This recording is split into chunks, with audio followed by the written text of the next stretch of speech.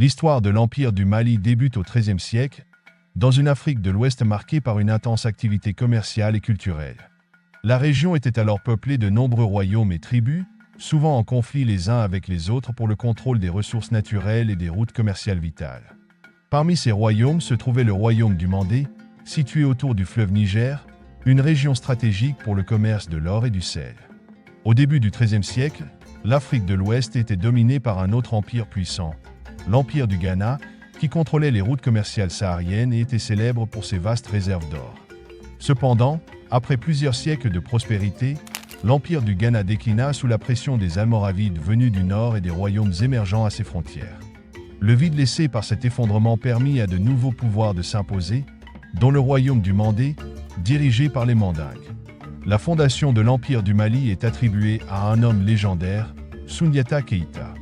Né vers 1217, Soundiata était un prince mandingue qui, selon les récits, connut une enfance difficile marquée par une infirmité. Cependant, il parvint à surmonter ses faiblesses et devint un chef charismatique.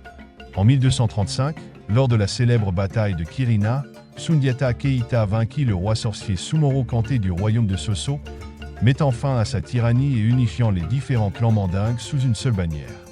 Après sa victoire, Soundiata prit le titre de Mansa, signifiant roi des rois, et établit les fondements de l'Empire du Mali, qui allait rapidement s'étendre sur une grande partie de l'Afrique de l'Ouest. Sous le règne de Soundiata et de ses successeurs immédiats, l'Empire du Mali connut une expansion territoriale rapide. Il s'étendait depuis les régions forestières du sud jusqu'au désert du Sahara au nord. Cette expansion permit de contrôler des ressources stratégiques.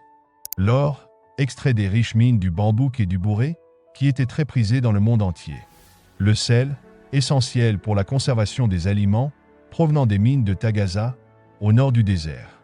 Le cuivre et d'autres produits précieux échangés sur les marchés transsahariens. Grâce à ce contrôle des ressources et des routes commerciales, le Mali devint rapidement une puissance économique majeure.